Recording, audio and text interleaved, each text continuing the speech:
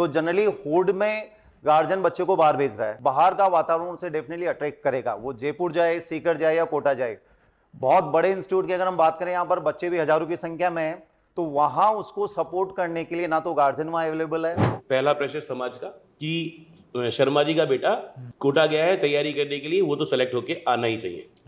दूसरा pressure parents का कि बेटा 3-3.5 लाख रुपए सालाना लग रहे हैं, बेटा 2 साल हो गए, तेरा सिलेक्शन होना चाहिए।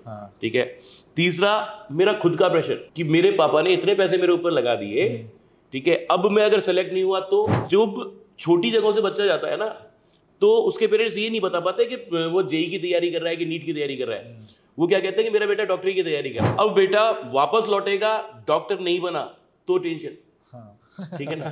तो टेंशन बच्चा ले नहीं रहा है, उसको समाज दे रहा है। इन बड़े शहरों की अगर रिजल्ट का एनालिसिस करें तो आप खुद पाएंगे कि केवल 1 या 2% बच्चे सक्सेस हो रहे हैं और वही रिजल्ट दिखाए जा रहे हैं, बाकी बच्चे सब अंधेरे में। तनाव शब्द मेरे हिसाब से जीवन में ही नहीं होना चाहिए। जो बच्चा बाहर जा रहा है, कोटा जा रहा है, सीकर जा रहा है, जयपुर जा रहा है, कहीं भी जा रहा है, मतलब अपने फैमिली से दूर जा रहा है, वो बच्चा बहुत ज़्यादा मेंटल हेल्थ इश्यूज से को फेस कर रहा है, सुसाइड की ओर बढ़ रहा है, डिप्रेशन की ओर बढ़ रहा है। डिप्रेशन ही एक एंड पे जाके लास्ट में सुसाइड बन रहा है। और सबसे बड़ा प्रेशर जो उसे अपने होम टाउन से मिल रहा है कि बच्चा बाहर गया, इसका मतलब वो डॉक्टर या इंजीनियर बन के ही आएगा। ये प्रेशर इतना बड़ा होता है कि धीरे धीरे बच्चे में मेंटल इश्यूज आना स्टार्ट होते हैं, वो डिप्रेशन की तरफ जाना स्टार्ट करता है और फाइनली जो आपने बोला ना यहाँ पर कि कई केसेस में ये सुसाइड तक भी पहुंच जाता है। अगर उसके पापा उसमें होते और बेटा टेस्ट देके आया होता या उसका रिजल्ट आया होता और बेटा का चेहरा उतरा होता ना, तो पापा बोलते कि बेटा क्या बात, और बच्चा ये बता भी देता ना कि पापा मेरे आज मार्क्स नहीं आए या मैं कर नहीं पा रहा, तो कम से कम बाप अपने बेटे के सर पे हाथ रख के ये कहता कि बेटा कोई बात नहीं, तू तेरी ईमानदारी से कोशिश कर ले, नहीं होगा तो कोई बात नहीं, अपने पास और बहुत सारे तरीके। माँ उसको बेटे की सफलता नहीं चाहिए, उसको बेटा चाहिए, है ना। उसका बेटा वहां पे सामने होता है ना और बेटे को सिर्फ गले लगा लेती, तो बेटा कहता मम्मी एक बार फिर से कोशिश करूंगा। नमस्कार साथियों, आप देख रहे हैं चर्चा विद रोहित पॉडकास्ट प्रोग्राम। मैं रोहित चायवाला आपका स्वागत करता हूं हमारे पॉडकास्ट में। आज का जो हमारा कार्यक्रम है बहुत ही मज़ेदार होने वाला है। मज़ेदार उन स्टूडेंट्स के लिए होने वाला है जो आज कहीं ना कहीं किसी न किसी कंपटीशन एग्जाम की प्रिपरेशन कर रहे हैं। आज हमारे साथ हैं दौसा जिले की वो 2 शख्सियत जिन्होंने शिक्षा के क्षेत्र में, एजुकेशन के फील्ड में बहुत अच्छा काम किया है, बहुत लंबे समय से बड़े एक्सपीरियंस के साथ अपनी सर्विसेज दी हैं। मैं स्वागत करता हूं हमारे प्रोग्राम में दौसा से 3D क्लासेस के डायरेक्टर श्री प्रमोद शर्मा जी और श्याम खंडल जी का, जो आज हमारे साथ मौजूद हैं हमारे स्टूडेंट्स को, हमारे ऑडियंस को मोटिवेशन देने के लिए, उनको एग्ज़ाम और प्रिपरेशन और कंपटीशन से रिलेटेड काफ़ी सारी रोचक बातें बताने के लिए। तो मैं आपका बहुत बहुत धन्यवाद देता हूँ, स्वागत करता हूँ प्रमोद जी, श्याम जी, कि आप आज इस प्रोग्राम के सदस्य बने।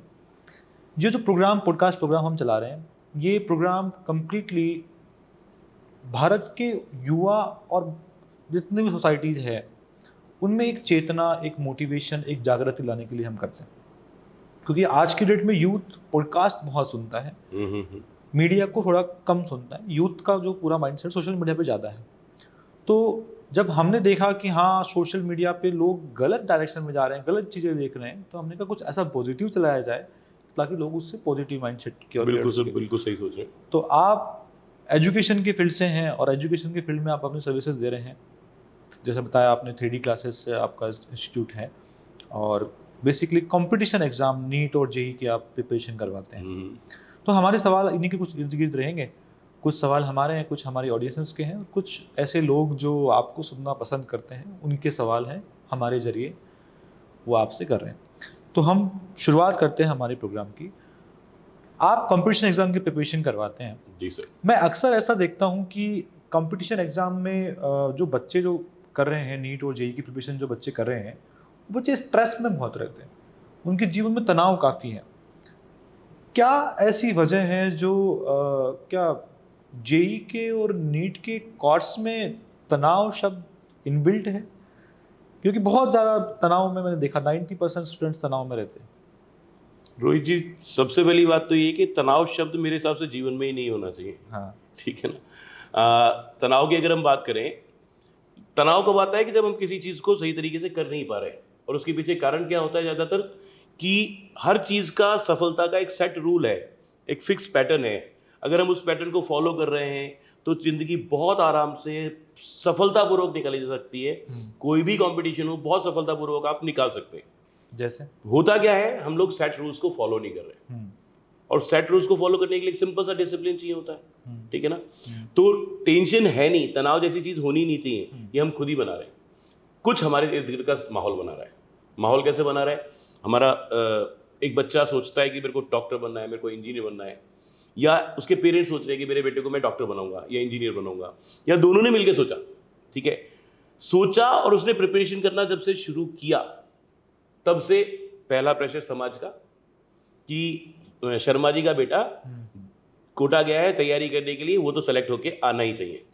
दूसरा प्रेशर पेरेंट्स का कि बेटा 3-3.5 लाख रुपए सालाना लग रहे हैं, बेटा 2 साल हो गए, तेरा सिलेक्शन होना चाहिए, ठीक है। तीसरा मेरा खुद का प्रेशर कि मेरे पापा ने इतने पैसे मेरे ऊपर लगा दिए, ठीक है, अब मैं अगर सेलेक्ट नहीं हुआ तो। एक और नई बात है, जो छोटी जगहों से बच्चा जाता है ना, तो उसके पेरेंट्स ये नहीं बता पाते कि वो जेई की तैयारी कर रहा है कि नीट की तैयारी कर रहा है। वो क्या कहते हैं कि मेरा बेटा डॉक्टरी की तैयारी कर रहा है।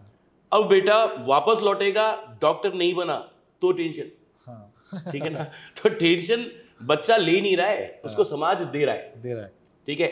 और कुछ बच्चा अपनी टेंशन अगर सही तरीके से चलता रहे, जो सेट रूल्स है उसको फॉलो करे, तो 100% टेंशन रहित और बहुत इजीली, बहुत अच्छे से, मजे से सेलेक्ट हो सकता है। मुझे ऐसा लगता है कि अधिकतर स्टूडेंट्स जो कि उनकी मतलब ऐसी मेंटलिटी होगी, अधिकतर स्टूडेंट्स की ऐसी मेंटलिटी हो गई है कि हम अगर शहर से बाहर जाकर कोटा में या सीकर में, मैं बेसिकली अगर बात करूँ हमारे राजस्थान के स्टूडेंट्स की बात करूँ, या अभी हम दौसा में बैठे हैं, दौसा के स्टूडेंट्स की बात करूँ, कि हम बेटर प्रिपरेशन कर सकते हैं यहाँ से बाहर जाके। कुछ वो मतलब अपने इर्द गिर्द जो लोगों के, जैसे अभी आप बता रहे थे, दोस्तों की भी एक जो होड़ होती है, एक देखा देखी होती है, वो भी करता है कि हाँ अगर वो गया तो मैं भी जाऊँ।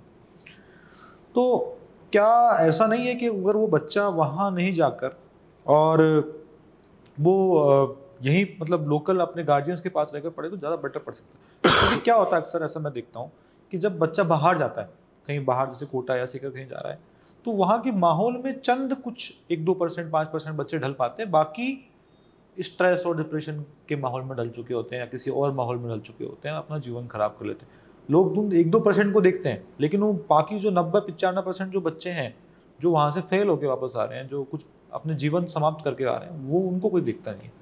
क्या कारण है उसका? देखिए सर, पहली बात तो सोचने की ये है कि ये जो एज है ना, जब बच्चा प्रिपरेशन करने के लिए 11th क्लास में, 12th क्लास में जयपुर से, जब अपने घर से बाहर जा रहा है, जयपुर जा रहा है, कोटा जा रहा है, किसी और सिटी में जा रहा है, ये सोचने की बात है कि क्या ये एज बिल्कुल सही एज है बच्चे के बाहर, घर से बाहर निकलने के लिए। नंबर 1, उसके फिजिकल चेंजेस हो रहे हैं, उसके हार्मोनल चेंजेस हो रहे हैं, और उसमें इमोशनल चेंजेस भी इस एज में आ रहे हैं, ठीक है।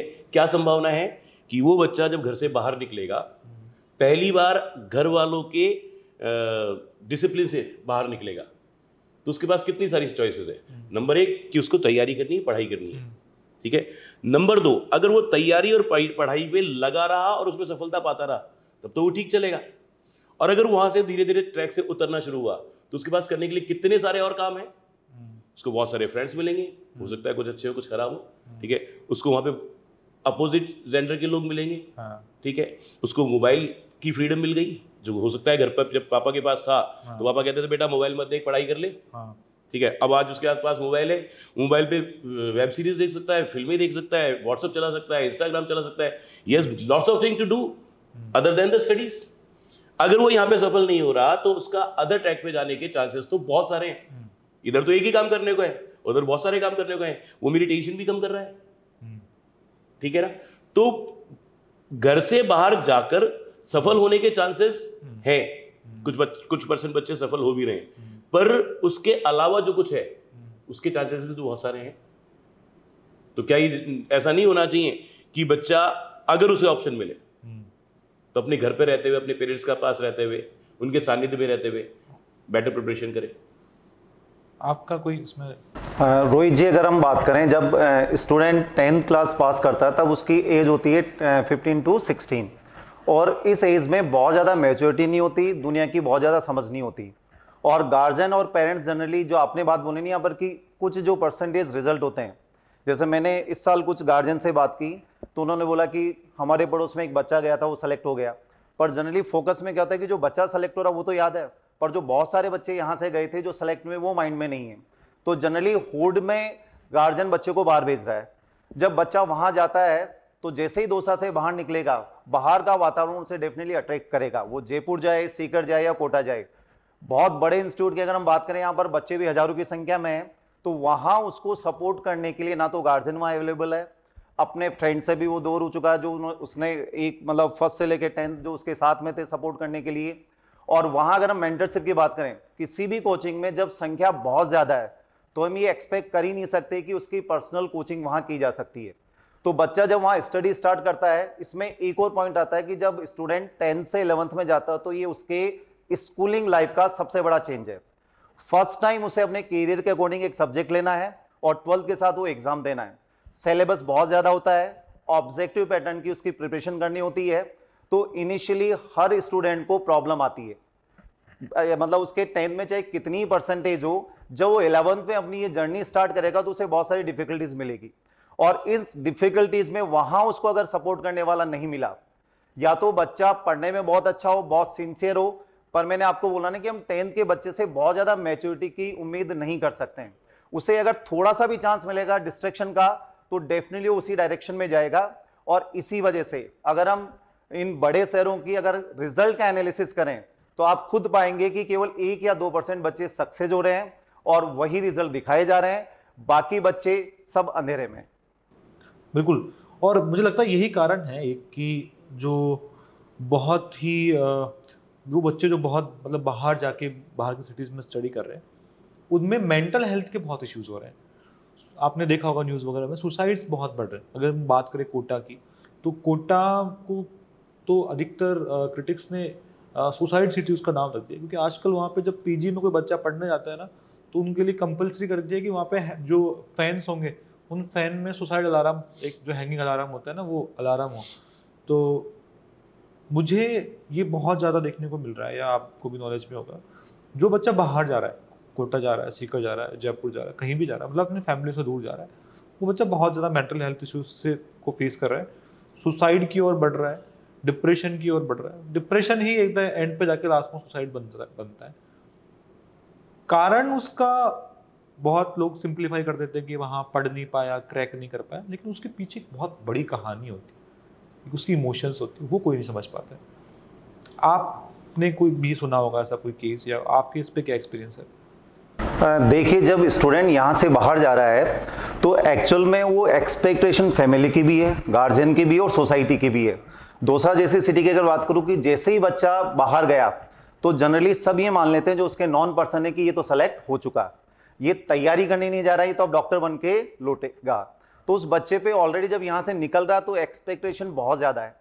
जैसे ही वो वहाँ गया, और मैंने बोला ना कि बहुत बड़ा चेंज आता है लाइफ में जब वो इन एग्जाम की तैयारी करता है, और जब वो थोड़ा सा भी कहीं उसे प्रॉब्लम आना स्टार्ट होती है तो उस पर बहुत ज्यादा प्रेशर क्रिएट होता है, और ये प्रेशर धीरे धीरे इंक्रीज होने लगता है और वो धीरे धीरे स्टडी से डिटेच होने लगता है। उस समय भी वहां पर उसको सपोर्ट करने के लिए कोई नहीं है। वो जयपुर या सीकर बैठ के ये सोच रहा है कि घर वाले ये मान के बैठे कि 2 साल बाद मैं डॉक्टर बन जाऊंगा, इंजीनियर बन जाऊंगा, पर जब उसको रियलिटी आती है, जब टेस्ट देता है उसमें मार्क्स कम आते हैं, ठीक है, पर मार्क्स जब कम आ रहे तो वहां भी उसके लिए एनालिसिस करने के लिए कोई अवेलेबल नहीं है कि मार्क्स कम क्यों आए। वहां उसको ये बताने के लिए कोई नहीं कि बेटा आपके मार्क्स इसलिए कम आए क्योंकि आपका ये जो टॉपिक था ये टफ था, ठीक है, पर या पर्टिकुलर किसी टेस्ट में हो सकता है कि मार्क्स कम आ जाए। उसने क्या मान लिया, मेरे 10th में बहुत अच्छी परसेंटेज थी और पर्टिकुलर अगर एक भी टेस्ट में कम मार्क्स आ गए तो उसको लगता है कि नहीं, मैं तो इस रेस से बाहर हो चुका हूं। उस समय उसको हौसला देने वाला, उसको गाइड करने वाला कोई नहीं है। और सबसे बड़ा प्रेशर जो उसे अपने होम टाउन से मिल रहा है कि बच्चा बाहर गया, इसका मतलब वो डॉक्टर या इंजीनियर बन के ही आएगा। ये प्रेशर इतना बड़ा होता है कि धीरे धीरे बच्चे में मेंटल इश्यूज आना स्टार्ट होते हैं, वो डिप्रेशन की तरफ जाना स्टार्ट करता है, और फाइनली जो आपने बोला ना यहाँ पर कि कई केसेज में ये सुसाइड तक भी पहुंच जाता है। नहीं, बहुत ज़्यादा बढ़ रहा है एक्चुअली। प्रमोद जी, मैं मेंटल हीलिंग का मेरा एक प्रोफेशन है, पैशन कह सकता हूँ, मैं प्रोफेशन नहीं हूँ उसमें, बट पैशनेट हूँ मैं बहुत। मुझे अच्छा लगता है कि मैं किसी की मेंटल हीलिंग करता हूँ। बहुत सारे स्टूडेंट्स मेरे पास में आते हैं सोशल मीडिया के थ्रू या फेसबुक के थ्रू, यूट्यूब के थ्रू, जो कनेक्ट होते हैं कि सर मुझे मेंटल हेल्थ की ये इशू है। काफ़ी सारे मैंने ऐसे स्टूडेंट्स को भी देखा है जो सुसाइड तक पहुंच गए हैं, उन्होंने कोशिश भी किया। कहीं ना कहीं एक इमोशनल, वो बहुत ज़्यादा परेशान होते हैं। मैं कह सकता हूँ कि उनकी इमोशंस को कोई समझ नहीं पा रहा होता है। किन इमोशंस आपके अकॉर्डिंग, जब एक स्टूडेंट जब पढ़ रहा होता है, बाहर होता है, घर से दूर होता है, क्या इमोशनल फेसेस चैलेंज करता है? देखो, इमोशनल फेजेस की जो भी इमोशनल चैलेंजेस वो फेस कर रहा है वो तो बात करेंगे ही, पर आपके ब्रॉडकास्ट के माध्यम से एक मैसेज मैं जरूर हर बच्चे को देना चाहूँगा। लाइफ बहुत बड़ी है और बहुत खूबसूरत है। एक एग्जाम में सफल होना या असफल होना आपकी जिंदगी को डिसाइड नहीं कर सकता। आप एक एग्जाम में देखो, आप डॉक्टर बनने, आपकी इच्छा है कि मेरे को डॉक्टर बनना है, आपकी इच्छा है मेरे को इंजीनियर बनना है, आईआईटी कॉलेज में जाना है, आपके पेरेंट्स ने आपको ऐसा कहा है, वो भी आप मान रहे हैं, ठीक है, आप ईमानदारी से कोशिश करो, पूरी ईमानदारी से कोशिश करो, ठीक है ना। पर फिर भी अगर सिलेक्शन नहीं हो रहा है या आप उस लेवल तक नहीं पहुंच पाए हैं, तो क्या आप डॉक्टर और इंजीनियर नहीं बनेंगे तो क्या बहुत ज्यादा सफल नहीं होंगे? हाँ, सही बात। आप डॉक्टर हैं कि इंजीनियर हैं रोहित जी? मैं कुछ नहीं हूँ, फिर भी आप सफल हैं, आज बहुत अच्छे सफल जीवन जी रहे हैं, ठीक है। आज के जमाने में सफल होने के हजारों तरीके हैं। एक एग्जाम आपके लिए डिसाइड कर देगा कि पापा से तेरी जीवन खत्म है। तो पहली बात, ईमानदारी से कोशिश जरूर करें, पर किसी भी हालत में, मतलब बच्चों को ये बात समझनी ही चाहिए कि किसी भी हालत में उनके पेरेंट्स जिन्होंने उनको पाल पोस के इतना बड़ा किया है, सिर्फ एक छोटे से इमोशनल ब्रेकडाउन में हम अपनी जीवन खत्म कर लें, ये तो कभी करना ही नहीं है। किसी भी कंडीशन में, चाहे कैसी बुरी से बुरी कंडीशन हो जाए, आपके पेरेंट्स हमेशा आपके साथ खड़े, इन एनी कंडीशन। आप किसी पेरेंट्स से पूछो, हमने देखे कई बार ऐसे मौके पड़े जहां पे बच्चा कैसा भी था, नालायक भी था, पर बच्चे के जाने के बाद पेरेंट्स के जो इमोशन होते हैं ना, बेटा तो एक बार हमें कह देता, सही बात। तो कोई बात नहीं, प्रेशर मत लो, ईमानदारी से तैयारी करो, ठीक है। इमोशनल चैलेंजेस की आप बात कर रहे थे। सबसे बड़ी चीज तो ये है कि उसको वहां पे संभालने वाला कोई नहीं है। अगर उसके पापा उसमें होते और बेटा टेस्ट देके आया होता या उसका रिजल्ट आया होता और बेटा का चेहरा उतरा होता ना, तो पापा बोलते कि बेटा क्या बात है, क्या दिक्कत है, और बच्चा ये बता भी देता ना कि पापा मेरे आज मार्क्स नहीं आए या मैं कर नहीं पा रहा, तो कम से कम बाप अपने बेटे के सर पे हाथ रख के ये कहता कि बेटा कोई बात नहीं, तू तेरी ईमानदारी से कोशिश कर ले, नहीं होगा तो कोई बात नहीं, अपने पास और बहुत सारे तरीके, ठीक है ना। वहां ये कहने वाला कोई नहीं है। बाप तो फिर भी शायद ना कहे, माँ उसको बेटे की सफलता नहीं चाहिए, उसको बेटा चाहिए, है ना। उसका बेटा वहां पे सामने होता है ना और बेटे को सिर्फ गले लगा लेती, तो बेटा कहता मम्मी एक बार फिर से कोशिश करूंगा। नहीं, वो इमोशनल टच जो बच्चे को चाहिए ना, वो वहां पे नहीं मिल रहा, ठीक है। फिर आप भी सुसाइड्स की बात कर रहे हो, क्या सारे के सारे सुसाइड सिर्फ स्टडीज की वजह से हो रहे हैं? बहुत सारे फैक्टर्स हैं। ये जो आज की ये सोशल मीडिया ने बहुत कुछ खराब किया सर, बहुत, ठीक है ना। लव अट्रैक्शंस, अपोजिट जेंडर के प्रति जो आकर्षण है, ये भी एक बहुत बड़ा कारण है। कारण बहुत सारे हैं, वहां भी इमोशंस ही हैं, इमोशंस बहुत सारे हैं, ठीक है ना। पर इतना तो बच्चे को समझना चाहिए और कसम खा के घर से निकलना चाहिए कि मेरी जिंदगी में कितना भी खराब समय हो जाए, पर मैं मेरे पापा को, मेरी मम्मी को ये सजा नहीं दे सकता, ठीक है ना सर। रोहित जी, एक बात मैं और जोड़ना चाहता हूं इसमें। अभी 2 दिन पहले मेरे पास एक कॉल आया, हमारे यहाँ 12th में एक स्टूडेंट, उसकी मदर का, कि सर ये लगातार 2 या 3 दिन से लगातार रो रही है, ठीक है पर, और इसके टेस्ट में एक्चुअल में मार्क्स कम आए इसलिए, और मैं गवर्नमेंट टीचर हूं, पर इसके लिए मैंने 5 दिन से लगातार मैं छुट्टियां कर रही हूं।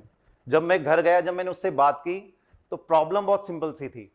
उस स्टूडेंट ने क्या मान रखा था कि मेरे इस पर्टिकुलर टेस्ट में कम मार्क्स आए, इसका मतलब मैं नीट में तो सेलेक्ट अब नहीं हो सकती। जब मैंने उससे बात की तो क्या पता लगा, सारी कहानी एक्सपेक्टेशन की है। उसे लगता है कि अगर मैं सेलेक्ट नहीं होंगे तो मम्मी पापा क्या सोचेंगे, मेरे फ्रेंड्स क्या सोचेंगे, हमारे टीचर्स क्या सोचेंगे, हमारे आसपास वाले क्या सोचेंगे। तो मैंने जो उसको बात बताई कि बेटा किसी की भी एक्सपेक्टेशन अपने सिर पर लेने की जरूरत नहीं है। ये जो दुनिया है, अगर आप सेलेक्ट भी हो जाओगे तो 2 दिन याद रखिएगा, उसके बाद कोई याद नहीं रखेगा। आपके पास जो टाइम बचा है, उस टाइम को आप अच्छे से यूटिलाइज करो, अपने एरर्स को मिनिमाइज करो, और जब आप टेस्ट देने जाएं तो मार्क्स के बारे में या रिजल्ट के बारे में नहीं सोचें। मुझे गीता के बारे में मैं क्लास में एक बात बहुत अच्छे से करता हूं, और गीता में जो सेंटेंस है कि कर्म कर फल की इच्छा मत कर, अगर इसमें हम डीप में जाएं तो ये बहुत कुछ कहता है। अगर स्टूडेंट इस बात को अप्लाई कर ले अपने लाइफ में कि अपना काम किए जा, अपने ऑनेस्टी से, अपने हार्डवर्क से आप स्टडी करते रहो, रिजल्ट की चिंता मत करो, तो जितने भी ये मेंटल इश्यूज हैं, डिप्रेशन है, शायद आएंगे नहीं बच्चे को। क्योंकि ज्यादातर बच्चों के माइंड में रिजल्ट है कि मेरा सिलेक्शन होगा या नहीं होगा, और उसमें भी सबसे बड़ी प्रॉब्लम खुद की एक्सपेक्टेशन नहीं है, बाहर वालों की, वो चाहे आपका फैमिली हो, आपके फ्रेंड्स हो, या आपकी सोसाइटी हो। सबसे बड़ा रोग क्या कहेंगे लोग, इस रोग से ज्यादा लोग पीड़ित हैं। सही है। तो कमाल की बात बताता हूँ, मैं स्वयं भी, खुद भी, मैंने 11th क्लास में जेई की प्रिपरेशन की थी, और 12th में मैंने बायो की प्रिपरेशन की थी, नीट की प्रिपरेशन की थी, और फाइनली क्या हुआ कि 11th में जेई की प्रिपरेशन और 12th में नीट की प्रिपरेशन करने के बाद रिजल्ट ये निकला कि मैं 12th क्लास में फेल हो गया। तो मैं ना नीट का रहा ना मैं जेई का रहा, दोबारा मैंने प्रिपरेशन की और उसके बाद मैंने एजुकेशन मेरी कंप्लीट की। तो कई बार ये भी होता है कि क्या होता है कि हम हमारे गोल्स ना सेट नहीं होते हैं। हम जैसे बार भी सर बता रहे थे, देखा देखी हम बहुत करते हैं। एक चीज़ और बात आपने बोली कि जैसे बच्चे को एक पेरेंटिंग का बहुत फर्क पड़ता है। कई बार ऐसा होता है कि पेरेंट्स ना बहुत ज़्यादा स्ट्रिक्ट हो जाते हैं, अपने बच्चों पे बहुत ज़्यादा प्रेशर डाल देते हैं, उन पे बहुत सारी एक्सपेक्टेशंस बना लेते हैं, और उन एक्सपेक्टेशंस का प्रेशर उस बच्चे पे ऐसे होता है कि पापा ने बोला है डॉक्टर बनना है तो डॉक्टर बनना है। अब अगर वो डॉक्टर नहीं बन पाया, प्रयास सभी का यही होता है, उसका भी यही होता है, टीचर्स का भी होता है कि डॉक्टर बनाए, और वो बन भी सकता है अगर वो पेरेंट उसको अगर दोस्त की तरह ट्रीट करे तो बन सकता है। वहीं पे दूसरी ओर इसमें एक बहुत बड़ा, अकॉर्डिंग टू मी, एक बहुत बड़ा रोल होता है टीचर्स का भी। टीचर्स कई बार अपनी इंस्टीट्यूट का बेस्ट रिजल्ट देने के चक्कर में, और या उनका जैसा मोटो होगा, या स्टूडेंट के भले चाहने के मोटो, हर शिक्षक चाहता है कि मेरा बच्चा हमारा बच्चा अच्छा प्रोग्रेस करे, वो बहुत ज़्यादा स्ट्रिक्ट हो जाते हैं, और वो अंडर प्रेशर में आके वो स्टूडेंट कुछ ना कुछ गलतियाँ कर लेते हैं। उन लोगों को आप कैसे देखते हैं, क्या सोचते हैं इस बारे में आप? देखिए रोहित जी, एक चीज तो ये है कि अगर मैं मछली को उड़ने के कंपटीशन में खड़ा कर दूं तो क्या रिजल्ट आएगा? ठीक है। या मैं कौवे को कहूंगी तू तैरने का कंपटीशन में आ जा, तो क्या रिजल्ट आएगा? ठीक है। अब यहाँ पे पेरेंट्स की एक्सपेक्टेशन बच्चा खुद कहाँ से, मतलब मैं मेरे सराउंडिंग से तो देख रहा हूँ, वो इंजीनियर बन गया, ताऊ जी का बेटा डॉक्टर बन गया, बुआ जी का बेटा ये बन गया, तो मुझे क्या बनना है? ठीक है। खुद को कैलकुलेट मैंने किया नहीं। ठीक है।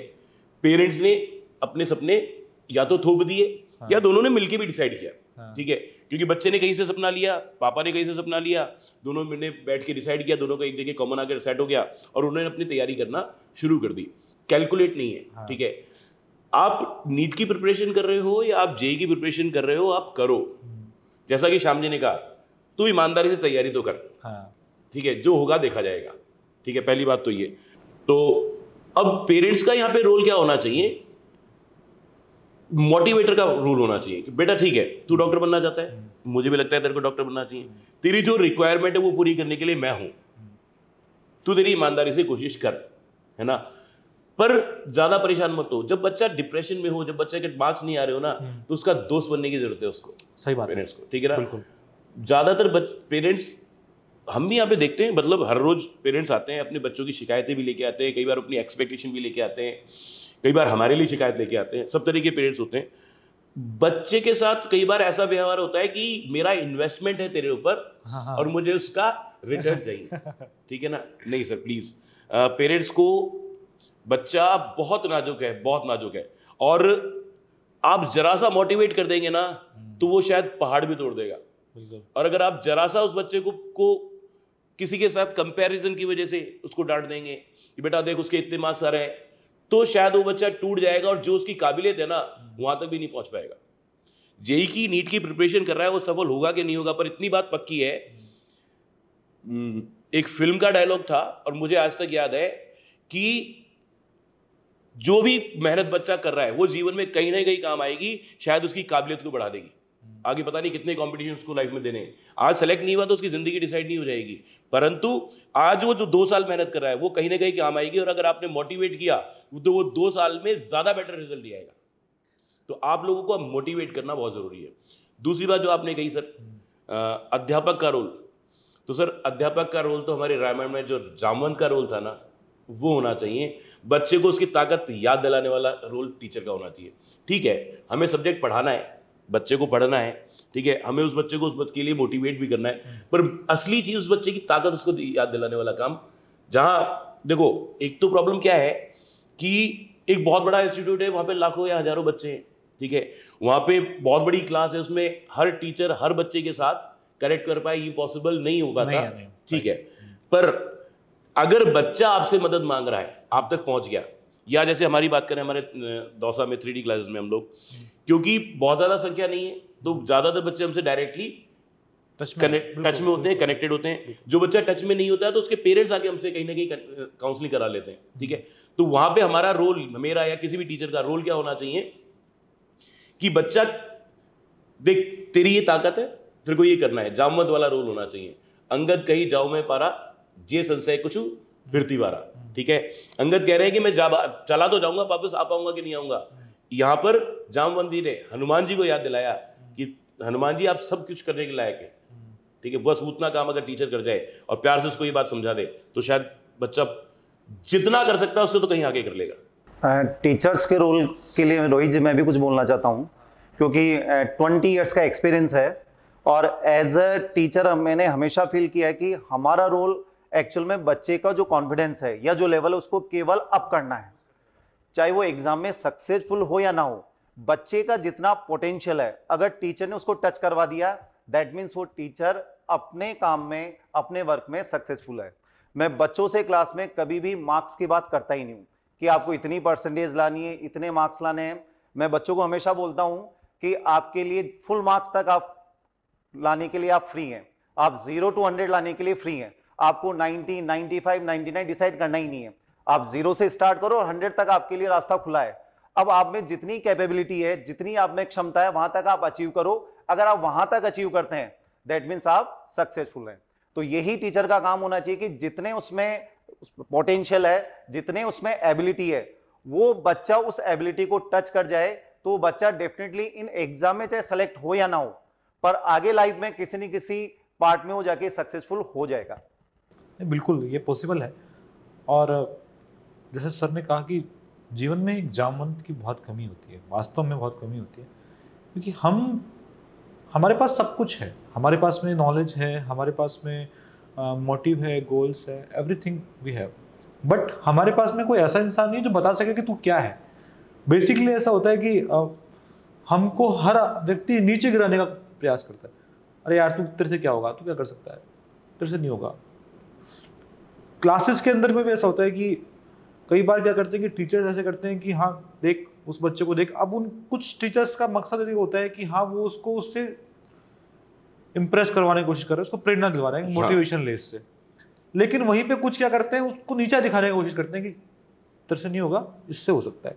तो फिर लास्ट में जाके वो स्टूडेंट भी एक्सेप्ट कर लेते हैं हाँ भाई मुझसे तो नहीं होगा। तो वहां पर वो जामवंत का जो रोल है कि हाँ तुम सब कर सकते हो, तुम कितना ही बड़ा समुद्र क्यों ना हो तुम पार कर सकते हो, एक बार तुम्हारा सोचने मात्र की देरी है। ऐसा ही कुछ है। अब आप जैसे जेईई और नीट की प्रिपरेशन करवाते हैं, मैं जेईई और नीट की अगर बात करता हूँ, जेईई और नीट में हर साल लाखों बच्चे अपना भाग्य आजमाते हैं। उन बच्चों में से कुछ प्रतिशत बच्चे हैं जो सिलेक्ट हो जाते हैं, कुछ बहुत ज़्यादा प्रतिशत बच्चे ऐसे हैं जो सेलेक्ट नहीं हो पाते। अब उन जो सेलेक्ट नहीं हो पाते उनमें से भी एक तबका ऐसा होता है जो दोबारा मेहनत करने की सोचता है, दोबारा प्रयास करता है, दूसरी अटेम्प्ट, तीसरी अटेम्प्ट करता है, चौथी अटेम्प्ट करता है, ठीक है, कहीं ना कहीं जाके उसको लास्ट में वो अपने अचीव को कर लेता है। कुछ ऐसे होते हैं जो एक बार ही करके और अगली बार तो सोच लेते हैं कि हाँ मेरे से तो नहीं होगा, मेरे जैसे लोग। तो मैंने एक ही बार अटेम्प्ट की थी जेईई को, नहीं हो सकता भाई मुझसे। मैंने सर 4 कोर्स चेंज किए। मैंने 11th में जेईई ली, 12th में मैंने नीट की तैयारी की, मैंने उसके बाद मैंने नर्सिंग की तैयारी की, नर्सिंग सेकेंड ईयर में ड्रॉप आउट करके लास्ट में मैंने फार्मेसी कंप्लीट की, डी फार्मेसी। और पूरा कंप्लीट करने के बाद में मैंने चारों में से कुछ भी नहीं किया, मैं एक एंटरप्रेन्योर बना और मैंने अपना एक अलग किया। तो मेन चीज क्या है कि बच्चा कंफ्यूजन की स्थिति में, पहली चीज। दूसरी चीज उन दोनों बच्चों में से एक बच्चा पास हो गया, उसकी तो कहानी अलग है, लेकिन बाकी बच्चे जो पहली बार में पास नहीं हो पाए, उनके सामने उनमें से आधे से ज़्यादा बच्चे ऐसे होते हैं जो दोबारा तैयारी नहीं करते, अपनी उम्मीद खो चुके होते हैं। उन बच्चों को क्या राह दिखाएंगे? देखो, इसको अपन दो कैटेगरी में बांट देते हैं। एक तो उन बच्चों की जिसके आप कह रहे हो 30 से 14 अटेम्प्ट की, है ना।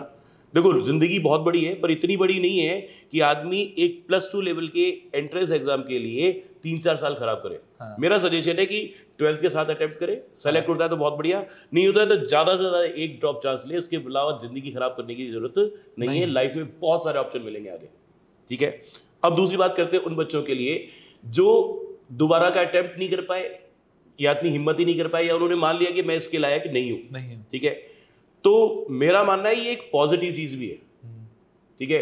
हार नहीं मानी, उसको ये पता चल गया कि मैं इस चीज के लिए शायद बेहतर नहीं हूं, पर किसी और चीज में ज्यादा बेहतर हूं। यही बात मैं अभी थोड़ी देर पहले भी आपसे कर रहा था। आज के जमाने में सफल होने के लिए इतने सारे ऑप्शंस हैं, तो फिर मुझे सिर्फ डॉक्टर ही क्यों बनना है, सिर्फ इंजीनियर ही क्यों बनना है, ठीक है। उन डॉक्टर्स और इंजीनियर को अपने कंपनी में जॉब देने लायक क्यों नहीं बन सकता हूं? मेरे को भाई डॉक्टर बनूंगा तो एक लेवल पे सक्सेसफुल होऊंगा, इंजीनियर बनूंगा तो एक लेवल पे सक्सेसफुल होऊंगा, और अभी तो मेरे पास इनफाइनाइट अपॉर्चुनिटी है। अभी मैं 2 प्रोफेशन को छोड़ दूं तो इतने सारे ऑप्शंस मेरे लिए खुले पड़े हैं ना। तो जिंदगी में एक एग्जाम में अगर आप सफल नहीं हुए, कोई बहुत बड़ी बात नहीं है। There are lots and lots of options. और आने वाला मेरा मानना है कि आने वाला 30-35 साल इंडिया के लिए एंटरप्रेन्योरशिप के लिए बहुत बड़ा अवसर है। पैसा बरसेगा, सिर्फ अपनी काबिलियत बढ़ाने की बात है। बिल्कुल, आप सही कह रहे हैं वैसे, लेकिन मैं ऐसे मानता हूँ कि जैसे आज मैं ऐसा सोचता हूँ, जब क्योंकि उस समय मेरे पास ऐसा कोई व्यक्ति नहीं था जो मुझे बताए कि यार तू कौन है, तू चीज़ क्या है। आज मैं सोचता हूँ कि अगर हाँ मैं चाहता तो मैं क्या IAS क्रैक कर सकता था, MBBS, नीट और जेई क्या बेचता है। बिल्कुल, मैं चाहता, अगर मुझे उस वक्त जो क्षमता मैं आज अपने अंदर पहचानता हूँ, आज मैं कुछ भी कर सकता हूँ, मैं कोई भी बिजनेस बना सकता हूँ, कुछ भी कर सकता हूँ। मैंने एंटरप्रेन्योरशिप जर्नी में मैंने बहुत सारे माइलस्टोन्स क्रिएट किए हैं, कम अचीव किए हैं। आज मैं सोचता हूँ कि अगर ये रोहित जो आज है, वो रोहित अगर आज से 5 साल 10 साल पहले अपने आप को जान चुका होता तो शायद MBBS भी क्रैक कर सकता था, जेई भी क्रैक कर सकता था, चाहे तो UPSC भी क्रैक कर सकता था। जो बच्चा वो जो दूसरी बार अटेम्प्ट करने का प्रयास नहीं कर रहा है, तीसरी बार करने का प्रयास नहीं कर रहा है, अगर वो बच्चा ये जान जाए अंदर से, देखिए अगर उसका मन ही नहीं है करने का तो बात अलग है, वो उस चीज के लिए बना ही नहीं है तो बात अलग है। हम बात कर रहे हैं उस बच्चे की जो कर सकता है, लेकिन बाहर वालों की वजह से, लोगों की वजह से, या खुद हार मान के और होपलेस होके अगली बार वो करने का प्रयास नहीं कर रहा। हम उस बच्चे की बात करें तो वो बच्चे को आप क्या कहेंगे कि भाई तू कैसे वो उसको दोबारा एक रास्ता मिले कि हाँ मैं कर सकता हूँ? देखिए सर, ये भी मैं जहाँ तक समझ रहा हूँ आपका जो प्रश्न है, हाँ। ये नीट और जेई पे कम सूट कर रहा है। हाँ। ये UPSC के लिए बहुत ज़्यादा सूट करता है, जब आदमी 3 अटेम्प्ट 4 अटेम्प्ट तक पहुँचता है, ठीक है। वहाँ ये क्वेश्चन ज़्यादा उस सिनेरियो में ज़्यादा फिट होता है ये क्वेश्चन, ठीक है ना। तो कुछ बच्चे होते हैं जो बहुत कम मार्क्स से रह जाते हैं, ठीक है ना, और उनको वहाँ पे लड्डू दिख रहा होता है कि हाँ मुझे वहाँ तक जाना है, मेरे को एक और अटेम्प्ट लेना है, ठीक है ना। ठीक है, कर सकता है। कुछ बच्चे होते हैं जो बहुत पहले रुक गए होते हैं, पर उनको पता है कि मैं काबिल हूँ, या उनको कोई बता सकता है कि मैं काबिल हूँ, ठीक है, वो भी उसको सेकंड अटेम्प्ट के लिए जा सकते हैं। हाँ। पर सेकंड अटेम्प्ट या थर्ड अटेम्प्ट या फोर्थ अटेम्प्ट, जिस भी अटेम्प्ट के लिए आप प्रिपेयर कर रहे हैं, हाँ। पिछले अटेम्प्ट में आपकी क्या कमियां रह गई थी, ये सबसे पहले आपको पता होना चाहिए। अगर आप अपनी कमियां नहीं कैलकुलेट कर पाएंगे, हाँ। तो उसको सुधार नहीं पाएंगे। तो पिछली बार 2 नंबर से रह गए थे, इस बार या तो 1 से रह जाएंगे, 3 से रह जाएंगे, फर्क उतना ही आना है, इतना ही रहेगा, ठीक है ना। तो अपनी कमियों को सुधारे, अपने आप को पहचाने। मुझे लगता है कि देखो जामवंत की जरूरत है, इसमें कोई डाउट नहीं है, बट मेरा मानना है कि मुझसे ज्यादा कोई नहीं जान सकता। राइट, ठीक है। जब मैं 12th में भी था ना, तो ठीक है कि मैं अपने आप को पहचान तो रहा था, पर बोलने की हिम्मत नहीं थी शायद। आज मैं बोल पाता हूँ कि नहीं यार ये काम मैं नहीं करूंगा। कंफ्यूजन में था, कंफ्यूजन में तो नहीं था, मुझे तो पता था। पर लोग जो कह रहे थे, जो पापा कह रहे थे, जो समाज कह रहा था ना, वो मेरे ऊपर ज्यादा हावी था। बस इतनी सी बात है, ठीक है ना। तो खुद को पहचानने की आवश्यकता है। वो आपको पहचानने, अपनी ताकत दिलाने वाला कोई जामवंत भी हो सकता है, ठीक है, वो आपके पेरेंट्स भी हो सकते हैं, वो हो सकता है आप खुद हो, ठीक है। सबसे पहले अंदर गिरेबान में झांक के देखें कि मेरी खुद की काबिलियत क्या है। सही बात है। और कहीं ऐसा तो नहीं है कि मैं वास्तव में तो काबिल किसी और चीज के लिए हूं, और अपनी एनर्जी लगा कहीं और रहो। हाँ, वो तो एक मैटर करता है कि हाँ ट्रैक किस ट्रैक पे आप चल रहे हैं। देखिए इसमें एक बात और है कि कोई भी स्टूडेंट जो सेकंड अटेम्प्ट के लिए जा रहा है तो फर्स्ट अटेम्प्ट में उसने कितनी मेहनत की है वो खुद ही चेक कर सकता है। अगर उसको लगता है कि मेरे पोटेंशियल में अभी भी थोड़ी सी कमी है, इसमें मैं और इंक्रीज कर सकता हूं, तब तो उस स्टूडेंट को सेकंड अटेम्प्ट के लिए जाना चाहिए। और उसे लगता है कि नहीं मैंने एक साल बहुत अच्छे से हार्डवर्क किया है, मैंने अपना पूरा जी जान लगा दिया है, ठीक है यहाँ पर, और उसके बाद भी अगर सिलेक्शन नहीं हुआ तो डेफिनेटली उन स्टूडेंट्स के लिए बहुत सारे रास्ते ओपन है। अगर उसमें मेहनत की आदत आ गई है क्योंकि उसने एक साल बहुत अच्छे से हार्डवर्क किया है। मैं मेरा एग्जाम्पल आपको देता हूँ, जब मैंने प्रिपरेशन की थी उस समय केवल राजस्थान में कोटा ही था। एक साल जब वहाँ जाके प्रिपरेशन की और सेलेक्ट नहीं हुआ तो उस समय दिमाग में क्या आया, फादर पुजारी थे तो सेकंड अटेम्प्ट करने का तो कोई चांस ही नहीं था कि इकोनॉमिकल कंडीशन उतनी बहुत ज़्यादा नहीं थी। तो जब एक साल बहुत अच्छे से तैयार की और सिलेक्शन नहीं हुआ तो मेरे दिमाग में क्या है, मुझे लगता है कि स्टूडेंट्स के दिमाग में भी ये चीज़ आती है कि मेरा एक साल खराब हो गया है। एक साल मैंने जो उस समय मेहनत की थी तो उस समय तो मुझे क्या लगा था कि मेरा एक साल खराब गया, घर वालों के पैसे बर्बाद किए, पर जो एक साल मेहनत की उसी वजह से आज मैं इस कोचिंग फील्ड में हूं और बच्चों को आईआईटी और मेडिकल की प्रिपरेशन करवा रहा हूं। तो आप जो भी बच्चे मेहनत कर रहे हैं पूरे डेडिकेशन के साथ कर रहे हैं, अगर उनका सिलेक्शन नहीं भी होता है तो जिस फील्ड में भी जाएंगे उस फील्ड में डेफिनेटली उनको सक्सेस मिल जाएगी, क्योंकि सक्सेस पाने के लिए आपको हार्डवर्क चाहिए, आपको रेगुलरिटी चाहिए, कंसिस्टेंसी चाहिए, और वो आपके हैबिट में आ चुका है उस प्रिपरेशन के द्वारा। तो आप कहीं भी जाएं आपको सक्सेस मिल जाएगी। मैं कई बार अपने स्टूडेंट्स को कहता हूँ कि कई बार गार्जियंस आते हैं पूछते हैं कि सर मेरे बच्चे का ये चल रहा है। मैं बच्चे से एक क्वेश्चन पूछता हूँ कि बेटा तू खुद तेरी मेहनत से संतुष्ट है? और मुझे 99.9% आंसर ये मिलता है कि नहीं सर मैं खुद से फिलहाल सेटिस्फाइड, खुद की मेहनत से सेटिस्फाइड नहीं हूँ। मैं बच्चों को कहता हूँ कि जिस दिन आपका रिजल्ट आए ना, आप सेलेक्ट होंगे कि नहीं होंगे, भले आप 12th बोर्ड का एग्जाम दे रहे हैं, आपकी परसेंटेज क्या आई कोई मायने नहीं रखती। उस दिन अगर आप शीशे के सामने खड़े होकर खुद की आंखों से आंखें मिलाकर देख पा रहे हैं और आप ये कह सकते हैं मैंने मेरा 100% दिया है, हाँ। खुद को ईमानदारी से, पापा को क्या कह रहे हैं उससे मतलब नहीं है, ठीक है, मैं मेरे दोस्त को क्या कह रहा हूँ कि मैंने खूब मेहनत की थी उससे मतलब नहीं है। क्या मुझे तो पता है ना, अगर मैं खुद की निगाह में 100% ये मानता हूँ कि मैंने अपना पूरा 100% दिया है तो फिर कोई मायने नहीं रखता मेरा सिलेक्शन हो या ना हो, ठीक है। अगर सिलेक्शन हो गया तो बहुत बढ़िया, नहीं हुआ और मुझे दिखाई देता है कि मैं इन चीज़ों को इंप्रूवमेंट करके नेक्स्ट अटेम्प्ट दे सकता हूँ तो करना चाहिए। अगर लगता है कि मैं पूरी मेहनत कर चुका हूँ और अब इससे ज़्यादा मेरे बस की बात नहीं है तो बहुत सारे ऑप्शन है, कुछ भी करें। राइट। ऐसा एक मूवी आई थी इससे से related, I think 12th fail नाम था। बस ये कहानी बहुत सारे बच्चों की है। बस उन मनोजों को ढूंढना और मनोज बनना वो हर कोई नहीं चाहता, क्योंकि ऑप्शन होने चाहिए ना उनके पास कि हाँ वो सोचता है कि अगर ये नहीं हुआ तो खत्म है यहीं पे, उसके बाद कुछ है ही नहीं, जैसा आप कह रहे, ऑप्शन होना चाहिए। रोहित जी, इस मूवी की आपने बात की और मुझे लगता है कि शायद पिछले 10-20 सालों में ऐसी मूवी आई नहीं है। हाँ। मैंने खुद ने इसको 2 या 3 बार देखी। जनरली मैं मूवी एक बार से ज्यादा नहीं देखता हूँ, पर इसको जब मैं थर्ड टाइम देख रहा था तो उसी अटेंशन के साथ देख रहा था। और स्पेशली इसका जो लास्ट पार्ट है इंटरव्यू, मुझे जो लगा कि जब मनोज शर्मा जी इंटरव्यू देने गए और जब इंटरव्यू ने पूछा कि अगर ये आपका लास्ट अटेम्प्ट है और अगर आपका सिलेक्शन नहीं हुआ तो आप क्या करेंगे, तो उनका आंसर ये था कि अगर मैं सेलेक्ट नहीं भी होता हूँ, मैंने अपनी तरफ से पूरी मेहनत की है, सिलेक्शन नहीं भी हुआ तो मैं गांव जाऊंगा और वहां बच्चों को पढ़ाऊंगा। मुझे क्या लगता है, ये मेरी फिलोसॉफी है कि हम उनको आज आईपीएस के नाम से जानते हैं, पर मुझे मतलब मेरा स्ट्रॉन्ग बिलीफ है कि अगर वो सेलेक्ट नहीं होते तो आज इंडिया के बहुत बड़ी टीचर के रूप में उनको जानते हैं। बिल्कुल, मतलब उनको सक्सेस मिलती आज आईपीएस के रूप में, अगर वो सेलेक्ट नहीं भी होते तो बहुत अच्छे टीचर के रूप में शायद आज हम उनको जानते हैं। अच्छा, हम बात कर रहे थे अभी नीट और जेई की, तो नीट में और जेई में हर साल, जैसे नीट में हर साल 20 लाख बच्चे अपना भाग्य आजमाते हैं, जेई में हर साल 10 लाख बच्चे अपने भाग्य आजमाते हैं। इन 20 लाख और 10 लाख बच्चों में से कुछ चंद बच्चे ही सेलेक्ट हो पाते हैं। क्या ये एग्जाम्स इतनी टफ है या बच्चों ने इनको बहुत ज़्यादा टफ समझ लिया है? मेन कारण क्या है इसका? देखो, पहली बात तो ये है कि नीट में नंबर ऑफ सीट्स फिक्स है, जेई में नंबर ऑफ सीट्स फिक्स है, उतने ही बच्चे सेलेक्ट होने। अब भले 10 लाख बैठे या 20 लाख बैठे, ठीक है। दूसरी बात, एग्जाम के टफ है नहीं, हमने मान लिया है। हाँ। क्यों मान लिया है? क्योंकि हम कंपेयर कैसे कर रहे हैं कि 20 लाख बच्चों में से 60,000 बच्चों को सेलेक्ट होना है, ठीक है, तो मोटा मोटा ये मान के चले कि लगभग 36-35 बच्चों में से एक बच्चे को सेलेक्ट होना है। ये कैलकुलेशन ही रॉन्ग है। क्यों? क्योंकि एक्चुअली वो 20 के 20 लाख बच्चे उस लेवल पे प्रिपरेशन थोड़ी कर रहे हैं, वो तो अपीयर हो रहे हैं एग्जाम में।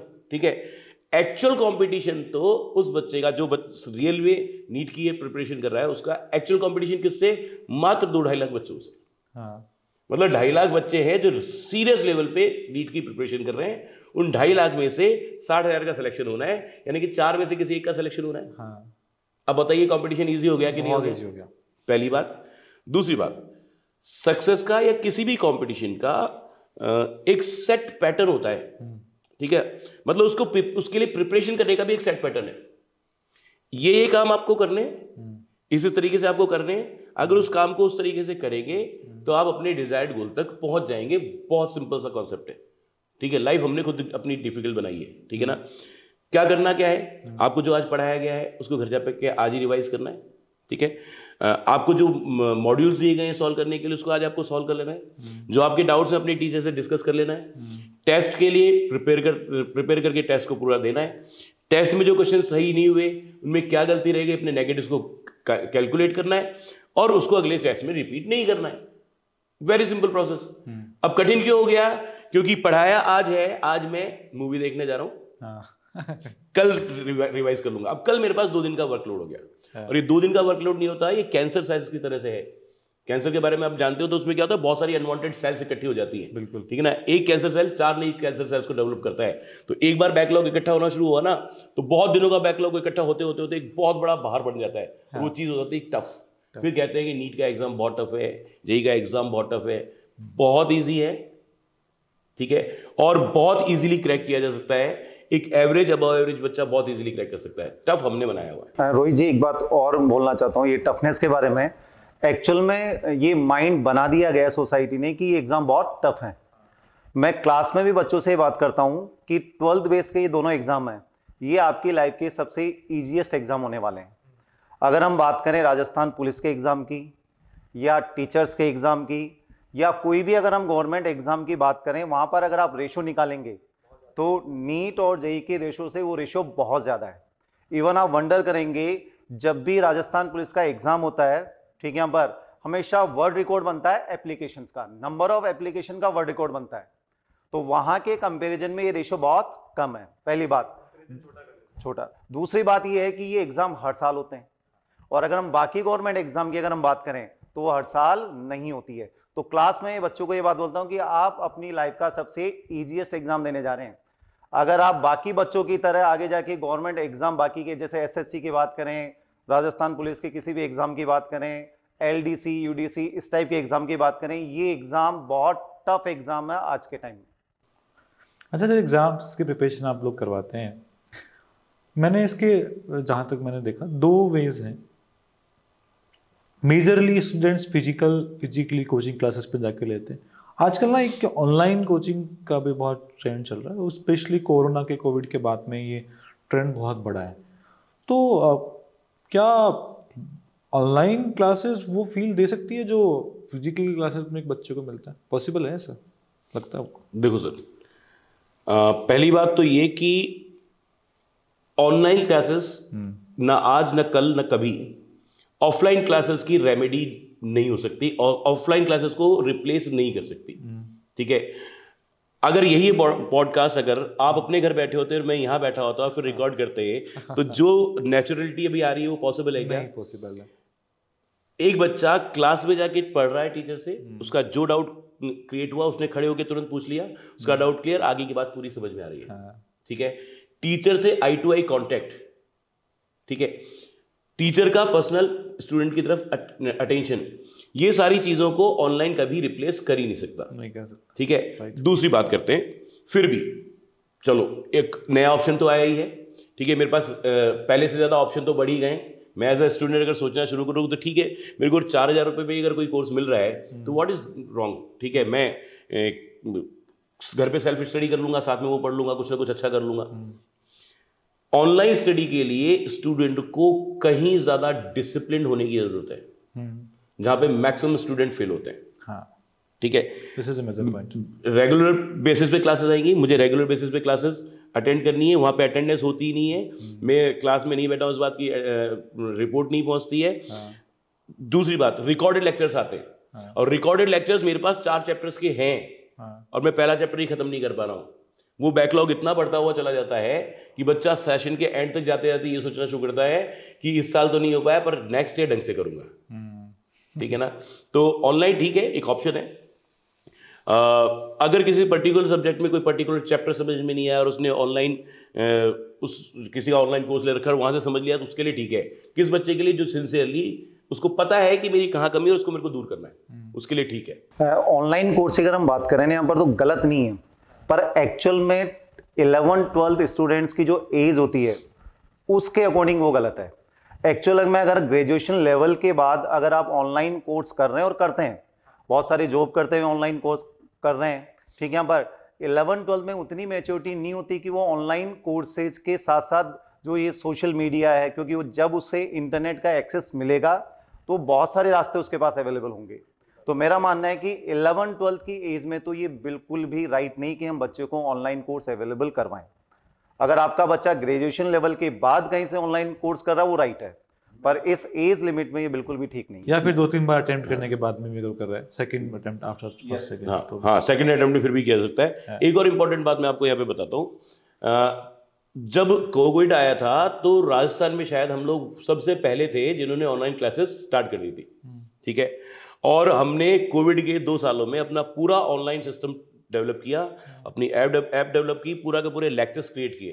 ठीक है, और कोविड खत्म होते होते जब ऑफलाइन का पूरा टाइम आ गया, हमने पूरा ऑनलाइन जो मटेरियल डेवलप किया था वो सारा का सारा डंप कर दिया। और उसके पीछे सिंगल रीजन कि बच्चा घर वालों से मोबाइल या लैपटॉप मांगता तो इसलिए कि मेरे को ऑनलाइन क्लास लेनी है, और बाद में उसका यूटिलाइजेशन कुछ और होता है।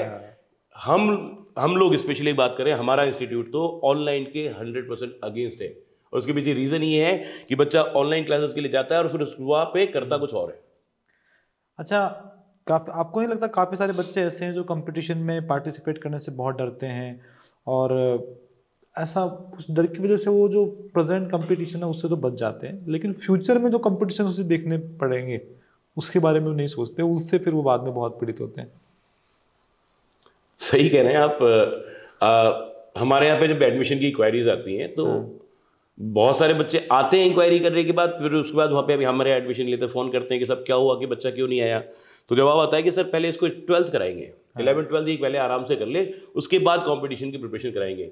यहाँ पहला रीज़न वही होता है जो आपने अभी कहा कि बच्चा उस कंपटीशन को फेस करने के लिए तैयार नहीं है, या उसका उतना कॉन्फिडेंस नहीं है कि वो उसको फेस करे। पर आप ये समझिए कि 140 करोड़ की आबादी वाले देश में कंपटीशन तो आपको फाइट करना ही पड़ेगा, बिल्कुल करना है। ठीक है, आप यूट्यूबर है, आपको पता है कि कितना कंपटीशन आपको उस जगह पर फेस करना पड़ रहा है। तो कंपटीशन तो हर जगह फेस करना पड़ेगा, कहीं रिटन एग्जाम फेस करना पड़ेगा, या आप कोई बिजनेस करेंगे तो वहां पे भी फेस करना पड़ेगा।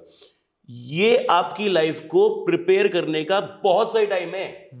जब आप लाइफ में 10th पास किए, आपकी मैच्योरिटी आना बाकी है, ठीक है, परिपक्वता अभी नहीं आई है, अपने आप को डिसिप्लिन में लाने का, अपने आप को सफलता के पथ पर क्या क्या मिलेगा उस सब पे सेट करने का, इससे बेहतर टाइम हो ही नहीं सकता जहां पे आपके किए हुए सारे एक्शन आपकी आदतों में बदलेंगे। ठीक है, तो मेरा तो मानना है कि बच्चे को अगर साइंस ले रहा है, क्योंकि हम तो साइंस के आदमी है तो बात उसी बारे में करूंगा, अगर बच्चा साइंस ले रहा है तो उसको 11th-12th से ही कंपटीशन के लिए प्रिपेयर करना चाहिए। उसको जेई के और नीट के एग्जाम्स देने चाहिए। सेलेक्ट होगा कि नहीं होगा वो अलग बात है, पर इसकी 2 साल की हुई मेहनत उसको आगे जीवन में, भले ही एकेडमिक कॉम्पिटिशन्स की बात कर लें, भले ही उसको जॉब के लिए जो कॉम्पिटिशन देने पड़ेंगे उसकी बात कर लें, चाहे उसको रियल लाइफ में जो भी कॉम्पिटिशन, उसकी जॉब में जो उसको जॉब कॉम्पिटिशन मिलेंगे, उस सब के लिए आज बहुत बढ़िया नींव तैयार करके देगा ये 2 साल। हम है ना, हम इसी चीज़ का प्रोडक्ट है।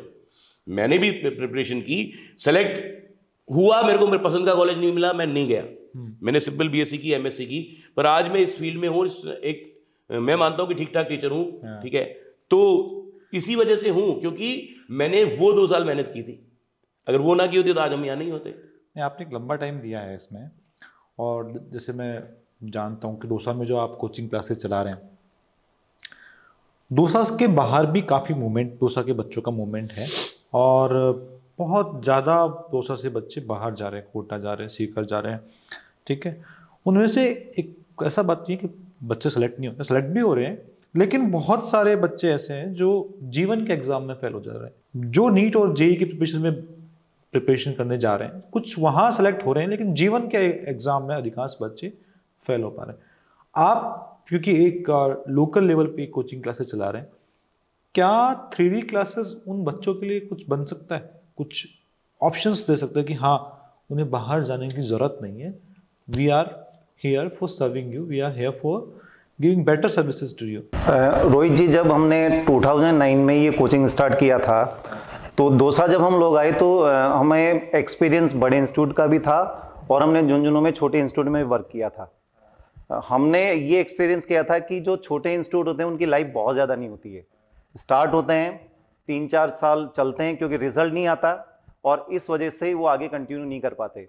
तो जब हम दौसा आए तो दिमाग में ये बिल्कुल क्लियर था कि जब तक हम दौसा में रहकर दौसा से बच्चों का सिलेक्शन नहीं करवाएंगे तब तक हम सक्सेसफुल नहीं हो सकते। तो ये दिमाग में शुरू से था कि जब हम यहाँ दौसा स्टार्ट करेंगे तो वही क्वालिटी, चाहे क्लासरूम कोचिंग हो, हमारा टेस्ट प्रोग्राम हो, पूरा एनवायरनमेंट हो, उसी लेवल का होगा जिससे बच्चा आईआईटी और नीट की प्रिपरेशन करके इन एग्जाम को क्रैक कर सके। और उसी की वजह से हम 15 सालों से सक्सेसफुली ये इंस्टीट्यूट रन कर रहे हैं। मुझे ये बताते हुए बड़ा प्राउड भी फील होता है कि हमारे यहाँ से more than 100 student different medical colleges में सेलेक्ट हो चुके हैं और मोर देन 250 डिफरेंट आईआईटी और एनआईटीज में हैं। और ज्यादातर बच्चे इसमें 12th के साथ सेलेक्ट हुए हैं जो आसपास के गांवों के बच्चे हैं, जो बाहर अफोर्ड नहीं कर सकते थे। तो वो क्वालिटी हम यहाँ मेंटेन कर रहे हैं जिससे कि बच्चा इन एग्जाम को आसानी से क्रैक कर सके। हमने सर 2014 में राजस्थान में आरपीएमटी में फर्स्ट रैंक दी थी। उस साल वो एग्जाम कैंसिल होकर दोबारा हुआ था और हमारे उसी बच्चे ने वापस से फर्स्ट रैंक अटेंड की थी। 2020 में हमने ऑल इंडिया नीट में 4th रैंक दी है, ठीक है। तो दौसा में रहते हुए आपको यहाँ पे बहुत सारे रिजल्ट, मतलब ऐसे रिजल्ट मिल रहे हैं जो किसी भी आप तथा कथित बड़े कोचिंगों में मिल रहे हैं, वो सब कुछ हम यहाँ पे दे रहे हैं। और सबसे बड़ी बात ये है सर, देखो हमारा स्टडी मटेरियल, हमारी फैकल्टीज या हम दोनों की बात कर लें, उसी लेवल का मटेरियल डिलीवर कर रहे हैं जो किसी भी बड़े कोचिंग में मिलना चाहिए, ठीक है। उसी लेवल के टेस्ट ले रहे हैं, ठीक है, सब कुछ वही का वही मिल रहा है।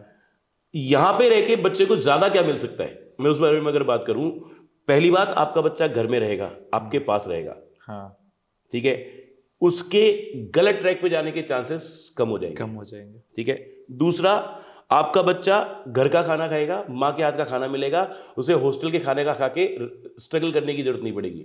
कितने बच्चे हर साल हमारे यहाँ पे जयपुर चले जाते हैं, कोटा चले जाते हैं, मूव कर जाते हैं, 2 महीने 3 महीने पढ़ते हैं, उसके बाद वापस लौट के आते हैं, फिर हमारे यहाँ एडमिशन लेते हैं क्योंकि बच्चा सेट नहीं हो पाया। सर क्या सेट नहीं हुआ कि सर वो बीमार हो गया, सर बच्चे को खाना सूट नहीं हुआ, उस वजह से उसका पेट मतलब बहुत सारे चैलेंजेस लेके पेरेंट्स आते हैं और ऐसे हर साल हमारे पास एडमिशन हो रहे हैं, ठीक है।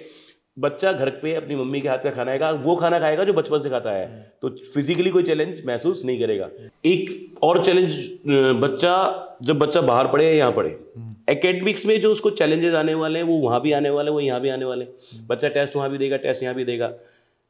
पूरे 2 साल में इतने सारे टेस्ट होने वाले हैं, कहीं ना कहीं किसी न किसी टेस्ट में जब उसके मार्क्स कम आएंगे और वो बच्चा मायूस होगा, जब उसका कॉन्फिडेंस लेवल कम होगा, उससे में कम से कम पापा होंगे, मम्मी होंगी जो उसको मॉरली बूस्टअप कर सकेंगी, जो उसको कह सकेंगे नहीं बेटा तू कर सकता है, तू लायक है, तू कर लेगा, कोई बात नहीं, इस बार टेस्ट में नहीं आया ना, टेंशन मत ले, तू कर सकता है। ये कहने के लिए वो आपके सामने होगा, आप उसके पास साथ में होंगे, वो बच्चा आपके सामने होगा। तो जो बच्चा सेलेक्ट हो सकता है उसको आप मॉरली बूस्ट कर पाएंगे। जो बच्चा शायद उतनी काबिलियत नहीं रखता पर कम से कम उसको किसी भी गलत ट्रैक पे जाने से रोक पाएंगे। तो बच्चा आपका आपके घर पे रहेगा, 1/3 फीस में यहाँ पे पढ़ लेगा, 1/3 फीस भी नहीं सर, मतलब यूं कहें कि रहना खाना सब कुछ मिला के जो आप किसी भी दूसरे शहर में 3-3.5 लाख रुपए सालाना खर्च करने वाले हैं, उसके तो बहुत कम पैसे में आप यहाँ पढ़ लेंगे, ठीक है। सब कुछ वहाँ पे है, अवेलेबल है, सिर्फ आपके विश्वास की जरूरत है। आप विश्वास करें, तुम मुझे विश्वास दो, मैं तुम्हें रिजल्ट दूंगा। क्या बात है, बहुत बढ़िया।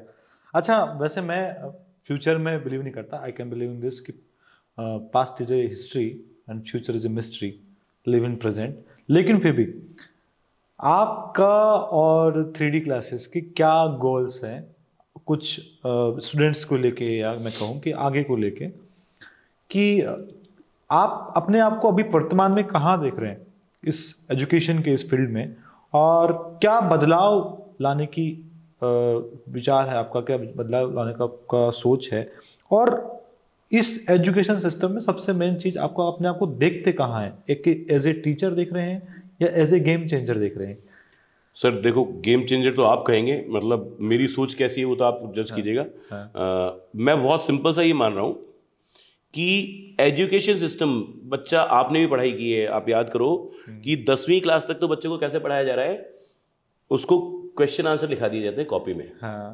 ठीक है, फर्स्ट टर्म आने वाला है, क्वेश्चन के आंसर उसको याद करने हैं और एग्जाम में लिख के आने हैं। 10 क्वेश्चन है एक चैप्टर में या 20 क्वेश्चन है, ठीक है, सेट ऑफ क्वेश्चंस हैं, उनको रट रहा है, याद कर रहा है बिना समझे, ठीक है ना, और वो एग्जाम दे रहा है। 10वीं क्लास तक ऐसे निकल जाता है। फिर वो बच्चा अचानक आता है 11th में, फिर वो सपना पाल लेता है मुझे जेई करना है, ठीक है, और वो जैसे ही नए सिस्टम में आता है वो देखता है यहाँ तो बहुत भारी भरकम मामला है, वो बच्चा घबरा जाता है। ठीक है, सिस्टम में चेंज होना चाहिए सर। 6th क्लास में तो कम से कम बच्चा इतना समझदार हो जाता है कि इसको कोई चीज समझाई जाए तो समझ में आएगी। उसको ये बताया जाए कि ये बीज को जमीन में डाला और इसको रोज पानी देंगे तो ये थोड़े दिन में देख फूटने लगा, ठीक है ना। अगर इस तरीके से बच्चे को एक एक चीज समझाने वाली काम किया जाए, कम से कम 6th क्लास से शुरू हो जाए, ठीक है, और बच्चा 10th तक आते आते अपनी इंटेलिजेंस में, अपने इंटेलिजेंस में इस चीज को इनकलकेट कर चुका हो, जोड़ चुका हो कि मुझे चीजें समझनी है। अगर उसको समझ में आएगी तो कुछ भी कर सकता है फिर, ठीक है ना। ये हमारे सिस्टम में बहुत बड़ी कमी है, ठीक है ना।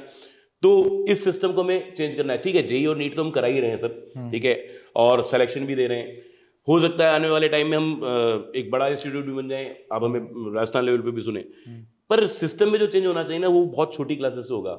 हम भी यहाँ पे कोशिश कर रहे हैं, हमने भी 6th क्लास से इस तरह का प्रोग्राम चालू किया है जिसमें बच्चे को शुरू से बहुत छोटी क्लासेस से 6th क्लास से समझ में आए कि हाँ ये हो क्या रहा है। हाँ, ठीक है। मेरे छोटे सा बचपन का एक एग्जांपल है, ये जो मेरे को जो बीज वाला जो आपको बात बताई, हमारे घर में एक कमरा बना हुआ था, 200 वर्ग गज का प्लॉट था, और उसमें बाकी में नींव भरवा दी थी पापा ने, और मिट्टी भी थी, तो उसमें कांटे थे बहुत सारे, मिट्टी में बहुत सारे कांटे थे, हम खेल नहीं पाते थे। शायद 3rd क्लास में वो आओ विचार करें, हम हिंदी मीडियम से पढ़े हुए हैं, और साइंस की बुक में नीचे लिखा आता था आओ विचार करें, और उसमें वो नीचे लिखा, वो बताते कि क्या की बीज कैसे पौधा बनता है। तो वो मैंने पढ़ा, घर पे आके पापा को पूछा, पापा ये जो गोखरू है कांटे, ये मतलब बीज हैं? कि हाँ पापा, हाँ बेटा बीज है। तो मैंने कहा ठीक है। मैंने उस दिन के बाद 10 दिन तक लगातार पाइप लगा के छिड़काव किया खूब, सारे के सारे गोखरू उगाए, सबको उखाड़ उखाड़ के फेंक दिए, मेरी जमीन कांटे रहित हो गई, और हम वहां पे खेला करते थे। तो जो ये समझ मुझे पता नहीं 3री क्लास में कैसे आई थी, पर ये समझ 10वीं तक वाले बच्चे को तो अच्छे से होनी चाहिए। अगर ये बदलाव हम कर पाए तो शायद अपने जीवन में सफल टीचर कहलाएंगे। कोशिश है ये सब, शुरुआत जरूरी है। हाँ, जहां हम शुरुआत कर देते हैं गेम वहीं से चेंज हो जाता है, मैं सब मानता हूँ। तो बहुत बहुत धन्यवाद प्रमोद सर, श्याम सर, इस कार्यक्रम में आज आपने हमारे स्टूडेंट्स को, हमारे ऑडियंस को एक बहुत ही बढ़िया मैसेज दिया है। और मैं मानता हूँ कि जीवन में सफलता पाने का एक ही मूल मंत्र है अपने आप पर विश्वास। अगर आप चाहो कि मैं कुछ कर सकता हूँ, अगर आप अपने आप को जानो कि हाँ मैं सब कुछ कर सकता हूँ, तो आपको कहीं जाने की जरूरत नहीं है। आपके घर में, आपके घर के पास रहकर भी, आप अपने शहर में रहकर भी एक बेहतर भविष्य बना सकते हैं। अपने भविष्य के जो सपने आपने देखे उन्हें साकार कर सकते हैं। बहुत बहुत धन्यवाद सर इस कार्यक्रम में आने के लिए। Thank you so much. Thank you sir. Thank you very much sir.